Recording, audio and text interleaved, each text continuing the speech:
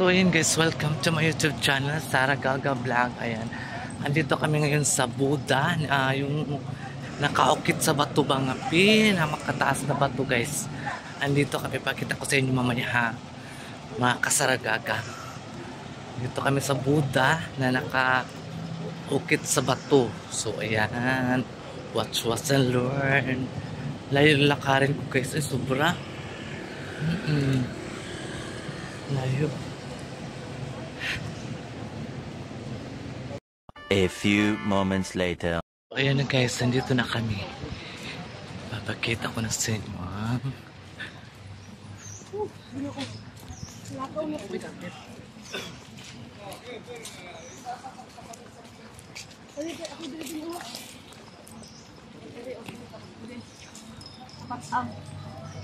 Awa, palagi ko gabi. Palagi ko dugo ah. Hilot ka. Ano ka? Hilot ka. Kasama. Meow, meow. Meow. Meow. Sakit ako kayo kung piiinak ka. Meow, meow, baby. Ay. Sige, bigyan ka ba pag... May pagitala ang kapo-apo-ampuan. Kayo ba yun?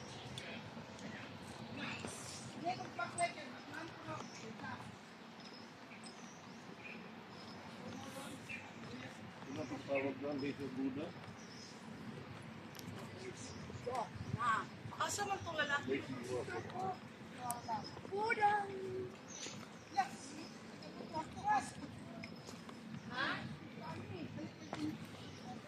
So ayan guys, ayan na. A few moments later.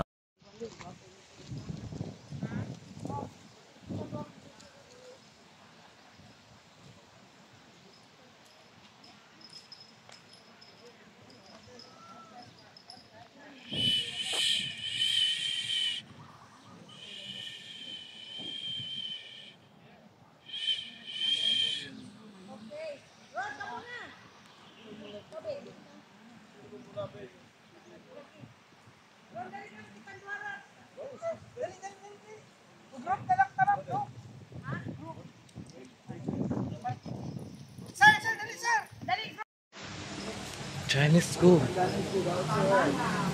Taanan na, taanan na. Tap, where? There? Kan mo na ako.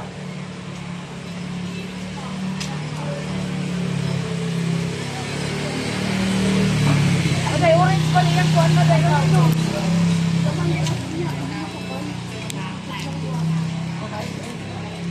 Diba? Ah, mga bayot. Mga bakla. Mga gay. Ang ganyan lang, di ka mo nagkabal.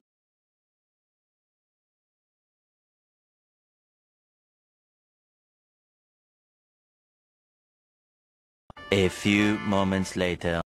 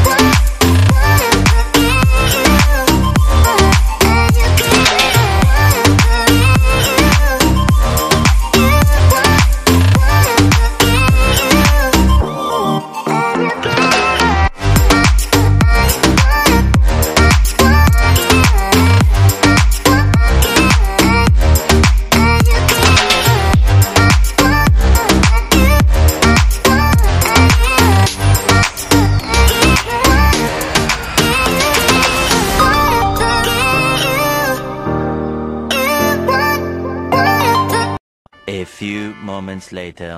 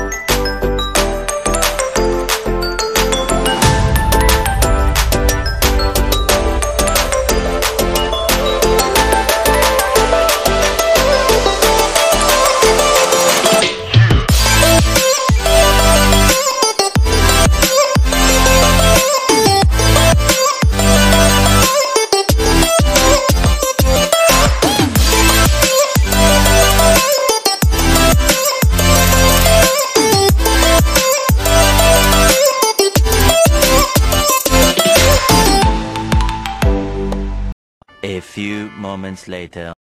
So yan mga kasargaga, ayan, nakauwi na kami ng Pilipinas.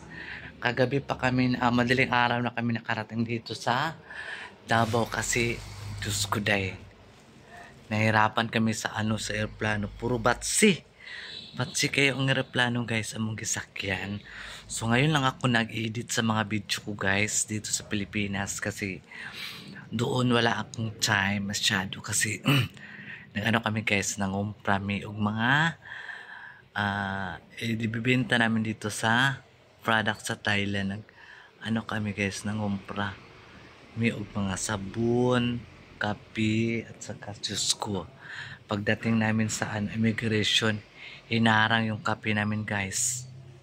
Bawal doon ang kape. Pero nung una, nakadala kami ng kape at saka yung mga guys, yung mga prutas, mangga, bawal pala yan dalhin kasi na-confiscate yung mga prutas namin lahat.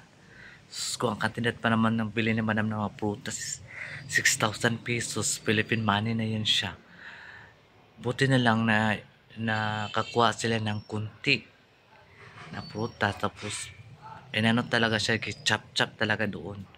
Kasi pag hindi chinap-chop yun guys, kainin yun sa mga sa mga nasa custom. Yan, chinap-chop nila kasi bawal daw kasi may dala daw sakit. Ewan ko ba. Nung una nakadala kami ng mga marami pa ngayon dala namin prutas, sticky rice. Yung sticky rice ba na nila ang magkain ka ng sticky rice, kailangan may mangga.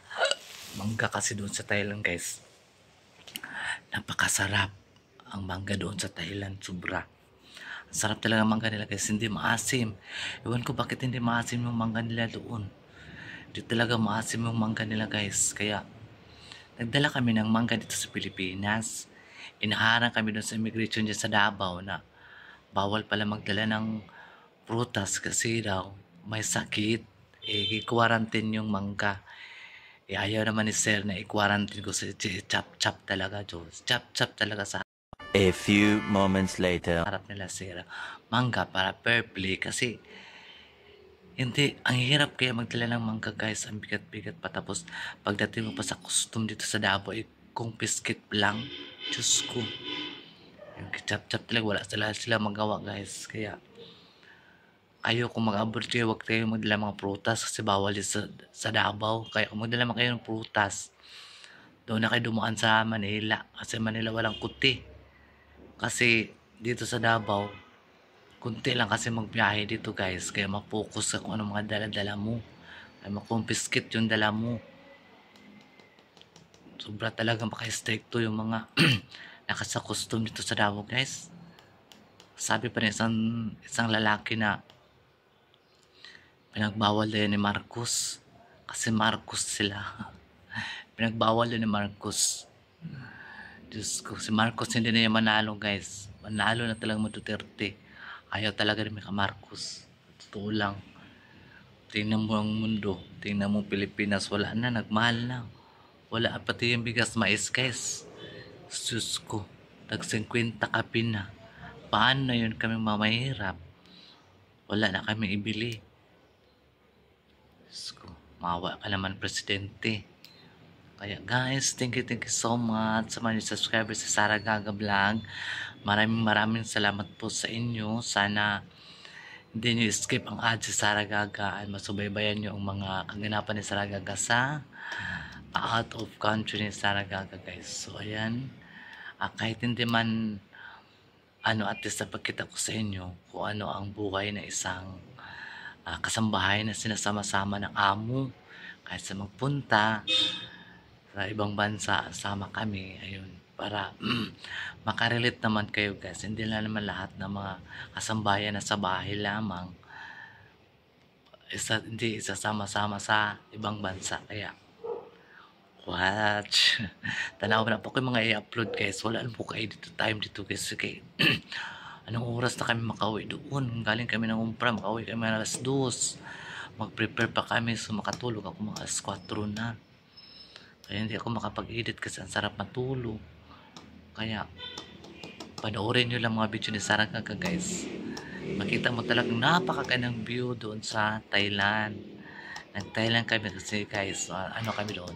7 days kami sa Thailand. Kaya, marami kaming napuntahan doon na mga magagandang tourists. Ayan.